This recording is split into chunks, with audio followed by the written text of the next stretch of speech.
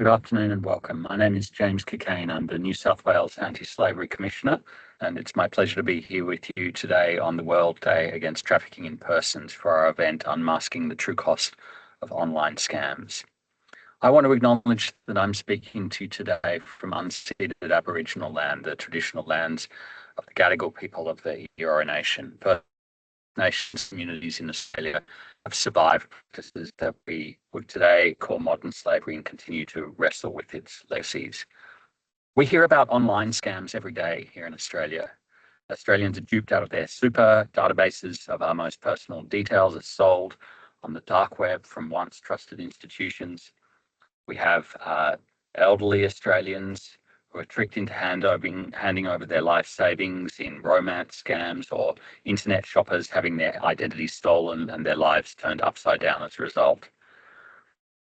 Perhaps, though, not all of us are aware that the person or the organisation that has been scammed is often not the only victim in these experiences. Today, we'll be speaking to a range of international experts in this very area to shine a light onto one of the darkest corners of the internet and its human costs. The April 2025 report of the United Nations Office on Drugs and Crime, Inflection Point, Global Implications of Scam Centres, Underground Banking and Illicit Online Marketplaces in Southeast Asia, highlights that scam syndicates in Southeast Asia have become a global threat. These operations, it turns out, rely heavily on trafficking in persons for forced criminality, the imprisonment of thousands of people in compounds to carry out cryptocurrency scams, romance fraud, investment scams, and other kinds of online fraud. The UN Office on Drugs and Crime estimates that hundreds of industrial-scale centres are now operating in countries like Cambodia, Myanmar, and elsewhere, and they house up to 100,000 trafficked workers, generating nearly 40 billion American dollars in profits annually. So to help us understand this phenomenon and what it means, particularly in the world of trafficking, I want to briefly introduce our panel. Mohammed Salam Abdus is a survivor of human trafficking into these online scam centres in Cambodia and is today an advocate for others. Amnesty researcher and co-author of their recent and powerful report, Jonathan. The report was named "I Was Someone Else's Property, Slavery, Human Trafficking and Torture in Cambodia's Scamming Compounds," joins us. And that report focuses on this growing industry in Cambodia in particular. Having heard from them, we'll then zoom out to get a more regional view from the CEO of Global Arms Incorporated, Michelle Moore, and conclude with comments from Jacob Sarkady, the founder and leader of the Global Counter-Trafficking Group and chair of the Australian International Counter-Slavery Alliance. We'll then have a short time for Q&A and be joined by the Australian Anti-slavery Commissioner, Christopher Evans, for a response. So what is the true cost of online scams? Well, recently here in New South Wales, we had to find around $90 million in public funds to plug a hole in our cybersecurity network in response to an alarming report from the New South Wales Auditor General. The Australian government announced an additional $586 million in 2023 to deliver its cybersecurity strategy. Westpac reported it had invested more than $100 million in scam prevention over 2 years in its most recent modern slavery statement. The National Scam Centre's Targeting Scams report states that over $2 billion was the combined reported losses from scams in 2024, from 404,732 reported scams. And clearly some of this preventive spending is beginning to work, as that figure reported by the National Scam Centres was about 24% down on the previous year. So an enormous financial cost from these scams, both in preventative measures and, of course, the losses for those who suffer victimisation. But scammers themselves too often are also the victims. Online scams like these often exist due to the rent taking from the trafficking of people's labour. So to discuss what that means in real life, I want to introduce first Muhammad Salam Abdus, himself a survivor of this trafficking. Salam, welcome. It's a real pleasure and honor and privilege to have you joining us today. I wonder if you might begin perhaps just by introducing yourself to the audience. Thank you, Mr. James. I'm honored. It's my pleasure to be part of this excellent panel today. So my name is Abdul Salam. I'm a Bangladeshi. I'm a survivor of human trafficking and forced criminality. So for better life, I was migrated in Cambodia, and there I faced human trafficking and forced criminality. I was forced to carry out scamming operations under trade.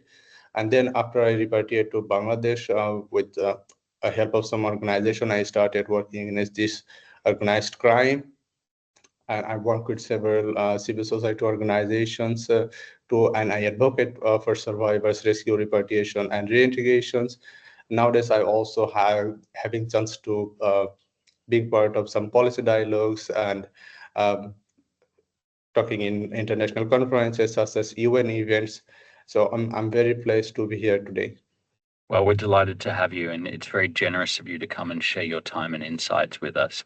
So before you were recruited into a scamming compound in Cambodia from Bangladesh, what did you know about how online scams operated? And given that, what do you think is the kind of information that might have been helpful to you to prevent being deceived into such a terrible situation? So first of all, I had no idea about online scam operations that's happening in Cambodia, where I was migrated. So my recruiter actually told me it's a computer operator job in a casino. Then I asked if it's a legit job or not. Then he said, yeah, it's a legit job. And I searched on YouTube and Google if it's legal in Cambodia, like casino, if it's legal in Cambodia or not. And I find it's legal. So I find, okay, it's a legit job. So I migrated there, but when I arrived there, I discovered myself as a detained person, as a controlled person, and I was forced to carry out those scam operations. So if I knew what's happening in the real field, if I had idea about what the real scenario inside the scamming compound, how life looks like there, then I might actually protect myself from being trafficking and being Mm. exploited. Mm. So it sounds like you endured terrible hardship and trauma in that situation, Salam. After that situation, how is it that you came to take on this leadership role uh, that you're now standing in, and what kind of challenges did you face in engaging in efforts to discuss these issues and fight this kind of trafficking in persons? So first of all, it was not very easy to overcome all this trauma after going through this really horrific and traumatic event. But luckily, there are two key things work behind of my journey. First of all, is my family. When I repatriated to Bangladesh at my family home, so my relatives, my neighbor, they started poking me. They started blaming me. What do you do? You just fail every time. Your parents invested money on you to educate you, then you migrated and now you failed. So my family stand up with me and they said, this is none of your business. It's our family matter and we will take care. We understand our son migrated to make money to support our family. So you don't need to be involved in this matter. So every time they stand with me and they supported me, they never blamed me. So that actually helped me a lot to overcome the trauma. And second things, I think it should be prioritized first. The organization helped me to repatriate Bangladesh Humanitarian Research Consultancy. So once I came back to my country, they asked me, what's your next plan? Then I said, perhaps I will migrate once again to recover the losses I had. So then they realized I might trafficked once again by traffickers. So they offered me a job within their organizations, and they said, okay, let's work with us, and we will give you a healthy salary. So they hired me and gave me a healthy salary. So I got an instant job, and I got a healthy salary, so which actually gave me a huge relief from the big burden I had, that I have to make money. So that actually helped me to overcome the trauma. And While working with our organizations, everyone actually supported me to increase my capacity. They provide different trainings to me and slowly they started pushing me to lead all the survivor related initiatives within our organization, such as advocating for other victims who start in scamming compounds and they reach out to us for uh, asking for rescue help. So they give me all the responsibility to handle all this task and help me from the behind. So I started collaborating with the respective embassies of the victims, law enforcement, and most importantly, the rescue frontline rescue organization. So by doing this, I was able to support more than 50 survivors rescue repatriations, and by doing this, I also started engaging with government officials, international agencies, and UN agencies as well. So this has actually helped me slowly to transform myself, become a vulnerable survivor to a survivor leader. And there actually I faced some challenges as well, because it was not easy to start working with international organization and work in the international stage. There first thing barrier comes, it's language. The second, like when any organization want to hire survivor, especially survivor within their organization, they wants to hire some experienced expert, a survivor who can give them a lot of insights, or they can give them some positive impact. So uh, but fortunately, the organization hired me. They didn't ask me for any experiences. They hired me and they give me all the chance. All they invested in me to build my capacity, and that helps me to overcome all this situation. But unfortunately, within this sector, particular sector, human trafficking for preventing to forced criminality, there are organizations and a lot of organization working, but there are lack of survivors presence I can see, because as I said, people want some experienced people working with them. But this is a new type of crime, and the survivors is coming out from scamming compounds. They are not older than 3 years. Within these 3 years, how a person can get a lot of experience? Like everyone is not like lucky like me, who can get in touch with good organization and can yeah, get some knowledge, build some capacity within very short time. So I think all the organizations who are working in this sector, they should invest in survivor leadership, and they should be patient for the positive outcomes. And I believe if they involve survivor, then they can get some very, very positive impact. And your comments there, Salam, highlight how exceptionally lucky we are to have you here with us today, but also the key role that finance plays in supporting remuneration pay for survivors to bring their lived expertise into this conversation. I know there's been a lot of discussion recently of the reduced resources available in this work, particularly in Southeast Asia and South Asia, as a result of the cuts to US funding. Are you seeing that playing out on the ground, and what do you think it means for anti-slavery work in South Asia and Southeast Asia? So the US aid fund cut, it comes like an sudden earthquake that no one expected previously, and it's actually broke a lot of the pillars of the anti-trafficking sector in this region. And I have witnessed like many dedicated organization, dedicated person lose their job.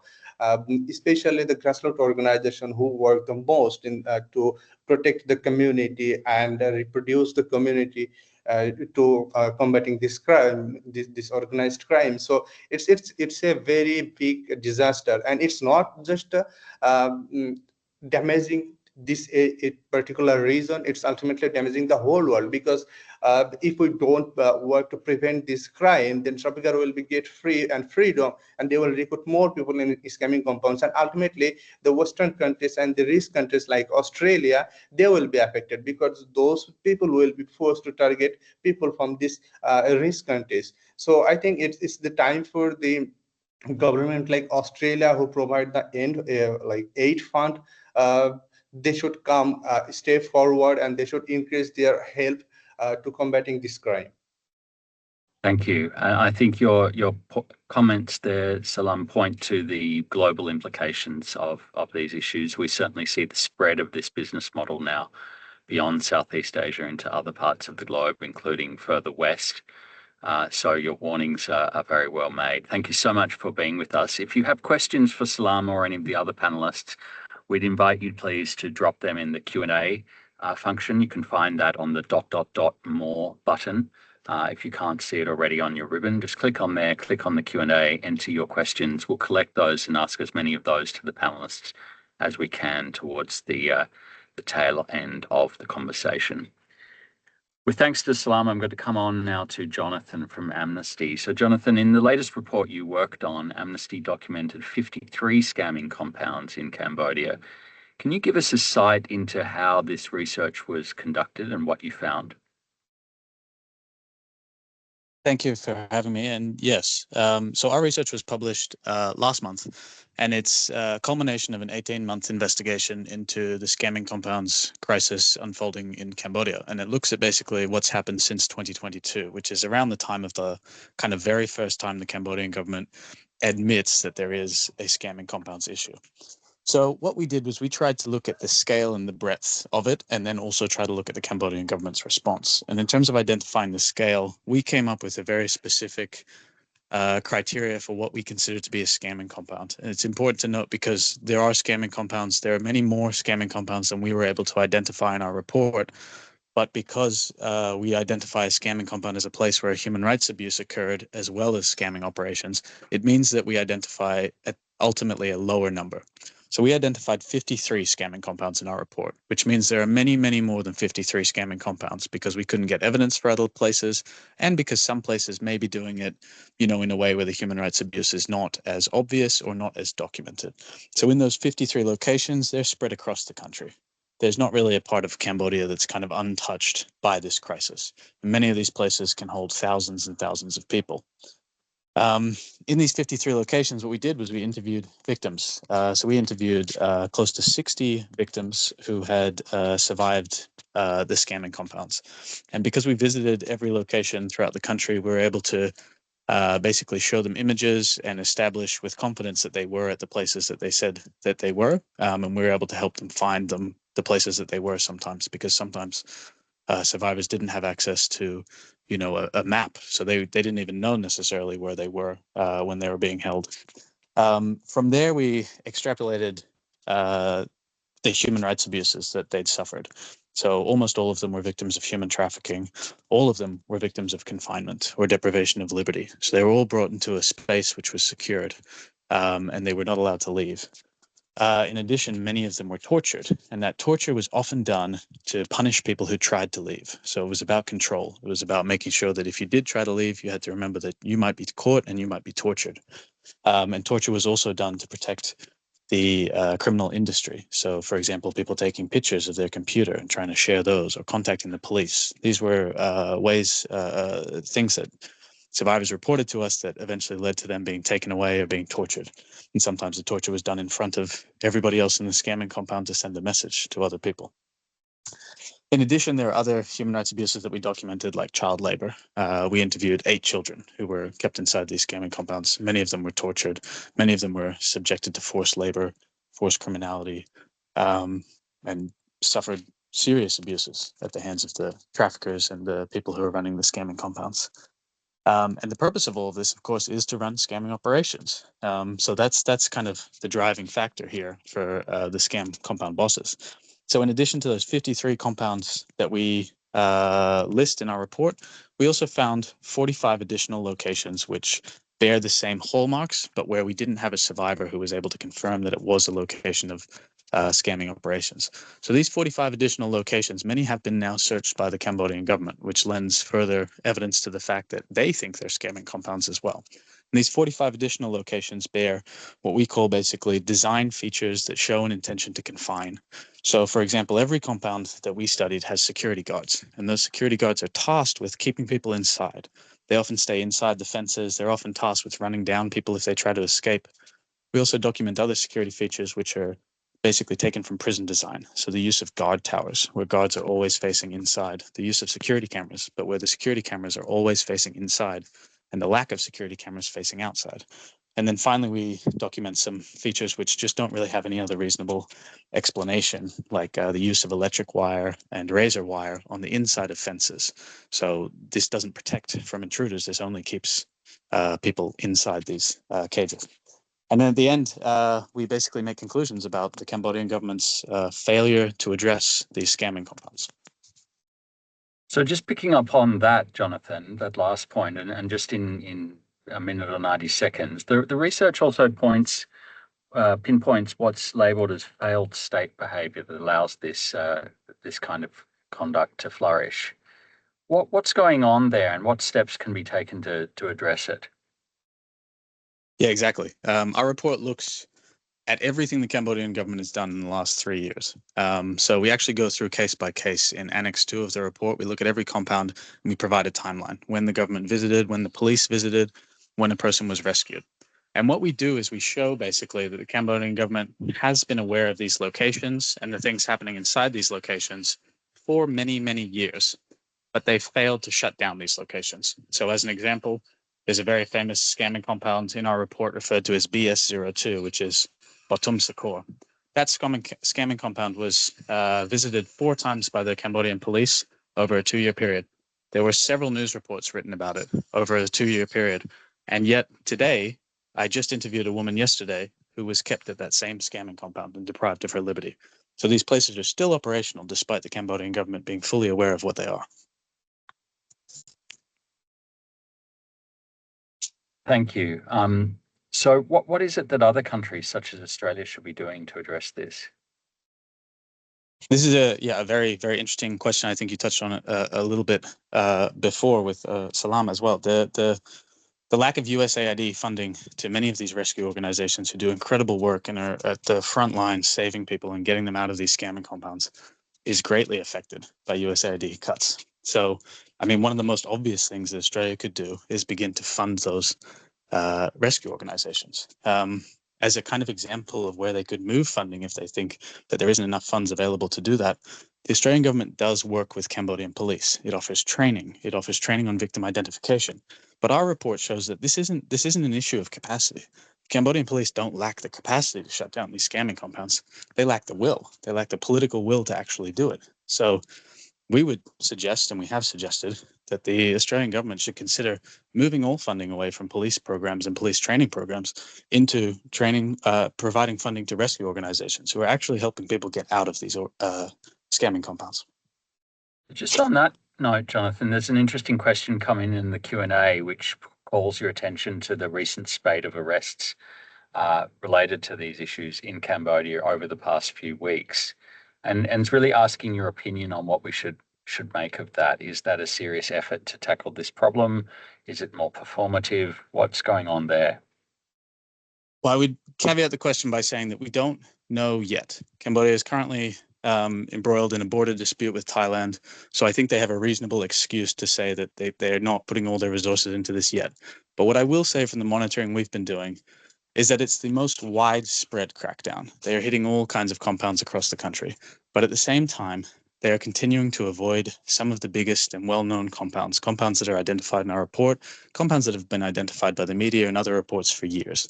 So that's a huge problem, but it's not to say that they won't hit those compounds.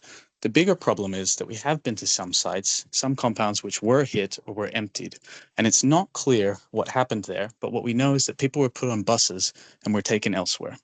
And what we also know is that there are other sites across the country where people standing outside witnessed not just 1 or 2 buses coming to the site in the last few days, but dozens of buses arriving at the site, which means it's quite possible that these compounds are talking to each other and moving people. That is their whole business, right? They're very interconnected. They're able to traffic people around well. So the early signs on this crackdown is that it is much more performative, or at least ineffective, than it is a real crackdown. All right. Well, thank you. I'm sure there may be other questions coming in the Q&A. You're all welcome to lob those in there if you'd like to, and we'll take as many as we can on the way through and at the end. So Jonathan referred there to the importance of support to organisations that are helping people who are exiting these terrible human rights violations. I want to come now to Michelle Moore. Michelle, can you tell us about the work that you and Global Arms have been involved with and the people that you've been working with over the last 6 months? Yeah, so I'm CEO of Global Arms, and we're based in a little town called Mesot on the Thailand-Myanmar border. We've been here for the last 12 years, but more recently working assisting authorities with recovering and supporting victims of trafficking since 2022. June 2022 was our first case referred to us by the police. So over the last 6 months, we've been doing the same thing. We have an emergency response team that can respond either to direct call-outs from victims or embassies, family members, or the government if they've reached out and referring us a case. And then once we're able to either negotiate a victim coming out of a scamming compound, or if they've paid a ransom and are released, we've had several that have escaped, we're then able to come alongside them, get them into a safe shelter, explain to them what their rights are and what the process is to report in Thailand. So the Thailand government has a process called the National Referral Mechanism, which is how you or how we support and protect and identify victims of trafficking. So explaining to them that process, helping them liaise with their embassy, reach out to their families. A lot of the time people come out of the scamming compounds, they don't have anything. Sometimes they'll have their bags, but many will need medical treatment or medical care, especially if they've been tortured before they just come out. So it's our team coordinates those efforts. It's hugely important work, and it sounds like it's an overwhelming demand for these kinds of services. Earlier this year, we saw the Thai government going to the extreme measure of shutting down the internet to limit access for these scam centres. What impact has that kind of approach had on the centres? Has it been disruptive? And what's the Elon Musk connection here? So shutting down the internet just on its own didn't work, and then shutting down the power on its own didn't work. So Thailand decided that they would do a coordinated effort. They shut down the power, the internet, and they stopped the sale of fuel into Myanmar. So all of the scamming compounds over a staged approach have been able to get generators.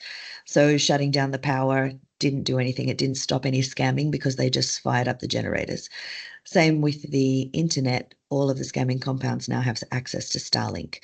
So I am told that it is actually a spoofed connection. So it's Starlink isn't actually available in Myanmar, but they have access to all of those, I suppose you would say, dishes and hardware, and they've installed them all. So when Thailand cut off the power in the internet, it didn't actually change scamming operations, especially on the day.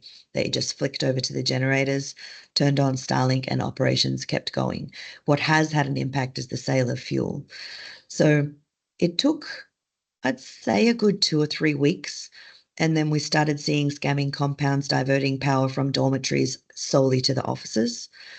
But they've managed to get around the sale of, or the lack of sale of fuel, because now they've found a loophole in importing laws where if they import fuel from a third country and transit it through Thailand, it's not actually stopped. We also have over 50 illegal registered gates, which sounds like a bizarre term, but here, because the river is along the border, we have registered crossings, which are not official crossings and they're not legal crossings, but they are registered with different law enforcement and immigration officers around town. So we have many ways for you to get across the river on barges. So using vehicles and trucks going across on barges into the scamming compounds, which are not official routes crossing into Myanmar. So the number of ways you can get people or goods or fuel in and out of a scamming compound is unended. So that points to the challenges of trying to restrict and disrupt this kind of business model, the number of different ways that people as inputs into the business can be brought in. But you did mention there, Michelle, that that there's a reliance on a spoofed Starlink service. That would seem to suggest that there's a potential disruption point there in terms of access to the internet. What kinds of measures could be being put in place, whether by governments or by businesses like Starlink, to restrict or disrupt the operation of these centres, do you think? And maybe we'll start with that, and then I might come to something a bit more human-focused. Okay. There are many opportunities to disrupt what is going on. The scamming compounds in Myanmar are in a unique position where they're in an area that's controlled by ethnic armed groups, not the actual sitting government, which the coup complicates things, obviously. Definitely Elon Musk shutting down access to Starlink, even the spoofed version, would be a pain point for the scamming compounds along this border. Unfortunately, there is no coordinated effort right now from law enforcement and governments actually tackling this issue. The UNODC has set up a group or a network called the Emergency Response Network, which brings together international law enforcement from Southeast Asian countries. However, it doesn't include international agencies outside of Southeast Asia, which it's probably not the right forum, but we haven't actually seen a coordinated effort from law enforcement to try and find these bad actors and shut them down. Our organization supports DSI and other international law enforcement with intel that we gain from client interviews or interviews with survivors when they come out. But because there's no coordinated effort, the only thing that has happened is funding has been cut and we've put on sanctions. But that doesn't actually do anything on the ground.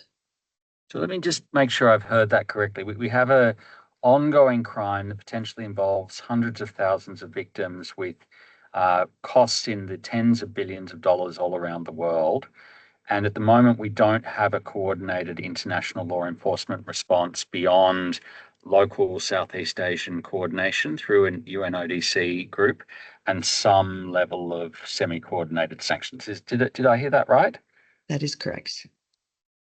And what does that mean for the people like Salam who've actually endured torture, unlawful confinement, enforced disappearance, human trafficking, forced labor, servitude? What kinds of support do they need, and where would that fit in a more coordinated response?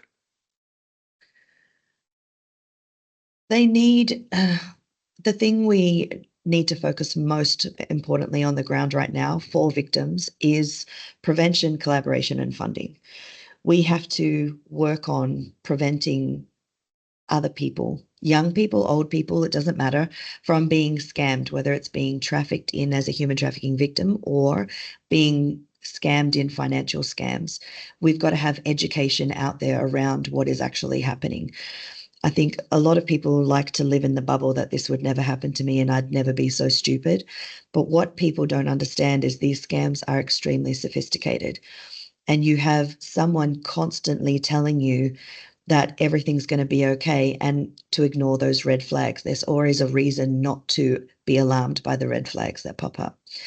The second thing, collaboration, like you said, we don't have a coordinated effort until governments actually come on board and start working towards some kind of movement in shutting these scamming compounds down, no matter what country they're in, because they're all over Southeast Asia. They're moving into Africa, they're in South America, and they're starting to pop up in the Middle East as well. So they're already in Dubai, but we just had some shut down in Pakistan the other day.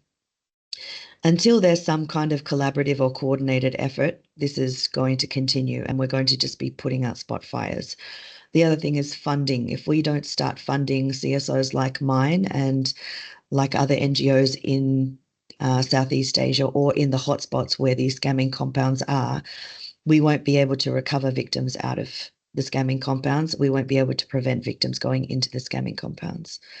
We also don't have any engagement. I shouldn't say any engagement. We don't have any resources going into reintegration.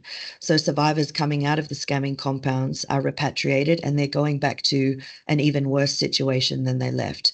So unless we actually focus on those reintegration efforts, there's a lot of trauma that comes along with going into a scamming compound and enduring those experiences, and then trying to reintegrate into your community, trying to explain what's happened, trying to live with what's happened, but then also trying to find a solution for your own lack of income or whatever the motive was for you going in the first place, which normally is financial.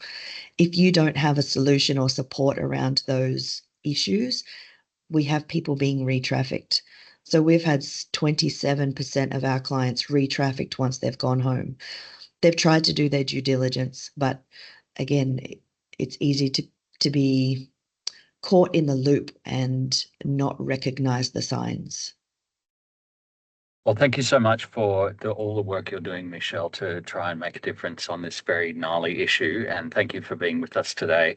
I hope you'll stick around and there may be other questions that come your way through the remaining Definitely. time. I'm going to come on now to Jacob Sarkady. As the chair of the Global Counter-Trafficking Group, Jacob, can you outline why you established the group and what you're currently focusing on? Yeah, thanks, James. So yes, Jacob Sarkady, CEO of Global Counter-Trafficking Group and chair of the Australian International Counter-Slavery Alliance. I just want to pay respect to Michelle, Abdusalam, and Jonathan for the exceptional work that they are each doing in their fields. GCG exists to drive collaboration, to uplift local capability around the world, and to disrupt trafficking networks so as to protect people from exploitation. We've been in operation for the last few years, and one of the things that we notice particularly in the civil society environment where we're operating in Southeast Asia is it is a very fragmented space, as Michelle has outlined, and Abdusalam, it is extremely low resource. The outsized impact that these organizations, survivor leaders and others are having is extraordinary for the limit of resource that they have at their disposal. And so while we recognize that's a significant weakness and challenge, we also recognize their incredible strength in these organizations. And so we take a strength-based approach to our program interventions, designing collaboration systems with a headquarters in Bangkok. That the last few years, while our focus has been primarily on child exploitation and exploitation in live stream sexual abuse of children, we're increasingly seeing the adaptability of our model driving integration, operational interagency collaboration between NGOs and law enforcement on a weekly and monthly basis. And we're finding that type of integration where we can help us understand the threat landscape. It can help empower local law enforcement. It can help us identify where are the rub points, where are the nodes where you could disrupt trafficking and organized crime. And so we're seeing some good developments there, and that's on the collaboration front. And then we've also, as Michelle has been talking about, seeing the opportunity in prevention. And we're recently last year engaged by the US government to run Thailand's first national prevention campaign to prevent people being trafficked into scamming compounds.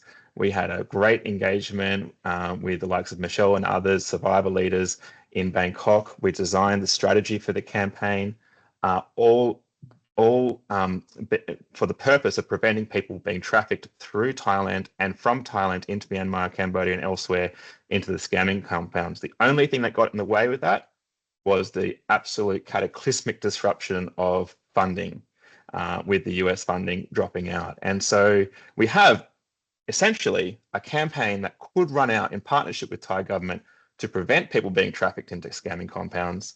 And what do organized crime bosses need to get their enormous wealth pulled out of countries like Australia? Trafficked labor. And there's one thing that community organizations like Global Arms and others know really well, is how to effectively put out social behavior change campaigns that can prevent people from being trafficked. So that's where GCG is trying to make a contribution. And again, similar to others, there is an opportunity here, if you could say an opportunity cost by not acting sooner. Sorry, James, you're on mute there, I think. Yes, thanks, Jacob. You mentioned their transnational organized crime. Is the link between these scams and transnational organized crime something that you think here in Australia the public really understands? I think people haven't understand that there is a criminal element, but we don't really understand the depth and breadth by which these networks are operating. Transnational organized crime has been around for a very long time. It has just accelerated and harnessed its model in this field over the last few years to reap extraordinary profits. The estimates in Cambodia, for example, was that it accounts for now about 40% of the GDP of the entire economy. And so we're talking about enormous wealth creation off the backs of extremely vulnerable trafficked labor. And I think we have to understand in Australia that if we're going to have a meaningful contribution that can push this back, we need to step up in partnership with Asian and Southeast Asian countries to really find the different points of intervention diplomatically, from a development perspective, and from the private sector that can see us really create, make it more expensive, you could say, to run these kind of scamming operations and actually start to see significant convictions where possible. So let me ask you about that last point, because when you have something that's operating at the scale you described and generating, perhaps up to 40% of GDP, that's obviously something happening with top cover from politically connected, politically exposed persons who must be banking somewhere, of course, and engaging with the financial system. So those people have a lot of levers, a lot of shields, perhaps is a better way to put it, against pressure, whether from foreign prosecutors or investigators. They sometimes can even access diplomatic immunity. What are on the other side, what are the levers and the pressure points that are potentially available to other actors to bring to bear pressure on these highly connected, influential, politically powerful people? Well, I think I suppose on the first point there, the politically powerful people, we really need to ask ourselves as a country, how much are we prepared to spend to finance our own domestic protection from the scamming? As you mentioned at the start of this session, we're spending no doubt billions of dollars trying to prevent Australian businesses and investments from being fleeced. And yet we don't ask the question, how much political power and resource could we put to partner with countries in our own region who don't want to be victimized by this either, to actually raise this as a strategic, critical issue? We need to give countries more runway to see what it means to do the right thing. And when we've got other international actors walking away from the table, it's never more important. Countries like Australia, New Zealand, but even for that matter, Japan and Korea can play, and Singapore, a significant role in making this a core and top issue, so that we start to see intelligence shared, so that we start to see convictions in courts. We can't ignore that, as was mentioned by Jonathan earlier. Yes, there has been lots of capability and capacity built, but now we need to build political will. At the same time, we also need to recognise people and civil society organisations are facing an overwhelming challenge. And that's why today the Australian International Counter-Slavery Alliance shared our statement, which has asked the Australian government to double its resource in frontline community-based organisations who can do it and make an effect in people's lives and support survivors. Thanks, Jacob. So we've managed in our conversations today to cover many of the questions that have been put in the Q&A, but I just want to pull out two more that I don't think we have touched on yet and invite any and all of the panel to answer either of these two questions. So I'd invite all of the panel to come back on camera if they'd like to, and then we'll come to Commissioner Evans for some final responses. So the first question is about the role of the financial sector and investors. What are they doing well, and what more could be done to tackle this issue? And the second is around the non-prosecution principle. So the idea that we don't prosecute people for conduct that they've undertaken while being forced to do so. It's an internationally recognized human rights norm applied in this space, but often difficult to apply in practice. How is that relevant in this area of forced criminality, and what role can and should survivors be playing to ensure that our response is fit for purpose in this area? So, Jacob, I see your hand. Thank you. We'll give you the floor and give each of you a brief opportunity of perhaps a minute or so to intervene. just on the point, James, regarding finance sector and what can be done, I wanted to give a brief shout out and an example to the Payments Consulting Network.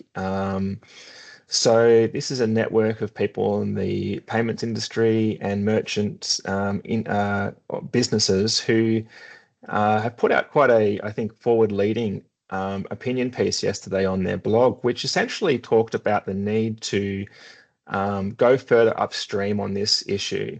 Yes, we need to invest in our defences to protect people in Australia and elsewhere from scams, but they've actually raised the profile of what could an industry fund within the private sector do collectively to support frontline organisations like Michelle, like the work that Global Counter-Trafficking Group is trying to do to drive collaboration and data sharing in the region and support survivors as well. So I think, you know, if you want to look that up, there's an opportunity for you to learn a little bit about how that industry collaboration, we don't have to wait for the government to act. Finance industry can organise today to make a direct contribution. Terrific. Thank you. Salam? Yeah, I would like to talk on about the non-punishment principle. So it's very important to protect victims, but there are some complexity of scam survivor victims because there are a different type of people. In my experience, I find at least 4 kind of people. So, and among the 4, just one kind of people are real victim, and I believe they deserve to protect by non-punishment principle. But still, there are a lot of issues within the victim identification process within these countries. And if that couldn't be solved, then it will be very hard to implement the non-punishment principle. And to do that, I think it's very important to involve survivor who actually experience those kind of exploitation in the first hand. They can briefly, they can tell the government in details how they can improve their victim identification process.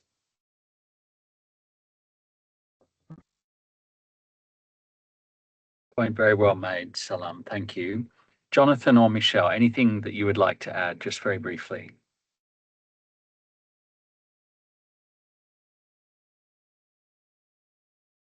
Go ahead, Michelle. I think when it comes to victim identification, there needs to be some investment in training in the right people. So we've had a lot of training, especially in Thailand, with Royal Thai Police and different agencies here over the last couple of years around victim identification and interviewing and using the peace model, which is all very important. But I don't think we're training the right people to do these jobs. So we have generally people on the fringes or people in hierarchical, up higher in the hierarchy. So you don't actually have people on the ground doing the role, actually receiving the training that they need for it. But Salam did bring up a critical issue. Victim identification is not strong across Southeast Asia when it comes to identifying victims of trafficking for forced criminality. There is a lot more to be done in that space. UNODC put out indicators for forced criminality to identify victims earlier this year, or I think late last year, that could be used. But also then the non-punishment principle is not enforced either. So this is a good opportunity for Australia to get on board and actually start pushing and supporting those efforts within Southeast Asia and setting the example. Thank you. And finally, Jonathan, anything briefly from you? Yeah, I think mostly to reiterate what everybody else has said on the importance of the non-punishment principle. But just to note, in Cambodia, it's well established that the police don't require more training on the non-punishment principle or on interviewing victims. This isn't necessarily a case in which we just need to run more training programs in Cambodia. It really is a case based on the research that we've done where the police just need to do their job properly. And so it does become a question of, should we not just be supporting the rescue groups and the groups on the ground that are actually treating the victims like victims, rather than running training programs for police who will actually not be able to do their job, either because of political interference or who are not taking the training program seriously and potentially causing harms to victims. I mean, as an example, which is featured in our report, we interviewed a 15-year-old girl who was trafficked to Cambodia, and she wasn't allowed to have her trusted Chinese interpreter in the room with her when she was interviewed by police. She was given a police interpreter. That police interpreter then said that the two police officers, both male, took her into the room and asked her about sexual abuse, and she didn't want to contribute. And then, of course, the kind of response that the police gave was that they couldn't help her if she wasn't willing to talk. And that kind of stuff, of course, very, very problematic. And I think the initial response might be we need to train those police officers. But I do want to kind of reiterate again, those police officers have very, very likely had training before, and probably numerous trainings. Right. Thank you, Jonathan. And thank you to all of the panel for your very rich insights. I'm going to turn the floor over now to Commissioner Christopher Evans, the Australian Anti-Slavery Commissioner, for any response from your side, Commissioner. Thanks, James, and thanks very much to the panel. I think it's fantastic that Amnesty did such a great job on the report. I think it's a really good basis to use, seeking to motivate and to engage people with. And I think the panel amplified that. I suppose the first thing I'd say is that when I first was briefed on these issues, I mean, my reaction was chilling. I really was shocked at how the industrial scale of the operations, the sophistication of the operations, the coordination of the operations. And I think it sort of reminds everyone that we're not just dealing with sort of individual opportunists when we're dealing with modern slavery. We're dealing with organised crime, and we're dealing with operations now that are just way beyond the sort of sophistication that we normally associate with modern slavery. And I think the discussion today has really highlighted that, and I congratulate Salams for his contribution and willingness to speak up. People are having these awful experiences, many still in captivity, and I think, as we rightly indicated, they're subject to torture and obviously huge trauma as a result of their experiences. For me, I suppose, I think some of the things we talked about at the end there are really important. That is the need for regional cooperation and response. We've found this in the world of business when we talked about supply chains. The reality is you can't rely on one local government to deal with these issues, particularly one which, quite frankly, has a record of corruption and ineffectiveness in a whole range of areas. And this is just another example of that. I congratulate the NGOs for their work. There certainly does need to be more resource and more coordination. I was shocked to hear that the lack of coordination among governments and the response. And that's certainly something, James, that you and I can take up, I think, because I think the reality is we've got the government engaged in ASEAN and the Bali processes and have been very active in this space over the years. But we should be doing more, and we can do more. And I think this is a reminder, perhaps to me and James, that we should put a bit more pressure on the government about that response. And I think we can take that opportunity up. I also just wanted to say, I think there's lessons for Australia here that, first of all, in terms of how we think about scams, that in fact we need to frame it in the trafficking frame, not in the scam frame. All the focus is on how much money we've lost, and that's terrible. But we're dealing with a much more serious crime that's occurring, that's underpinning that activity. I think also the thing for us to think about more is the reality that organised crime is active in Australia in modern slavery, particularly through issues such as unregistered labour hire companies, the connections to organised crime, to money laundering. And if you map in Australia the intersection between those issues, you get a lot of commonalities. This is the reality in Australia as well. And we've got to actually think in that frame much more as well in Australia about the role organised crime plays, and not treat these things as if they're one-off treatment of one individual. But I really do thank the panel. It's been very helpful to my thinking about these issues, the discussion today. I think it reminds us all that we've got to improve our awareness, but also engagement. I think we all ought to think, as a result of the discussion now, what can we do to make a better contribution to support those people on the front line, and to support pressure on governments to do more and to fund frontline workers in their efforts. So I appreciate very much the discussion and the learnings, and I think I, like others, will take those away and apply them to how we operate. Thank you so much, Commissioner, and thank you for your time and for your very close attention and careful listening. And I look forward to following your lead on a number of those points, including around pushing governments in Australia for closer cooperation internally and indeed with adjacent and proximate counterparts. Thank you in particular to the panel for not only being here today to educate all of us, but for their incredible work on a number of fronts to highlight this issue and more importantly to try and make a difference and to support people who have been affected by these terrible crimes. Thank you in particular to Abdus Salam for your bravery and for your commitment to trying to ensure that other people don't suffer some of the terrible things that you've had to endure. Thank you to all of you, finally, for being here to mark this World Day Against Trafficking in Persons. As we've heard today, modern slavery is very much alive and returning on an industrial scale that perhaps the world hasn't seen for quite some time.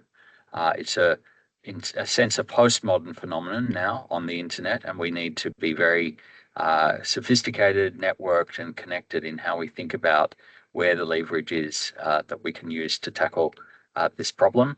It's going to take efforts from a wide array of actors, and I want to thank all of you for coming here to think through what that might look like and begin to push for greater attention and resourcing to tackle this problem. Thank you also to my team, particularly Tim O'Connor and his crew, for all they've done to stand up today's events. If you would like to be in touch, please don't hesitate to reach out to us. If there's any materials that were mentioned that you'd like more details of, you can certainly be in touch with us. I've dropped the link to the Amnesty report in the Q&A if you want to have a quick look at that before you head off. Thank you all for your time and attention, and we wish you a very successful rest of the day. Goodbye.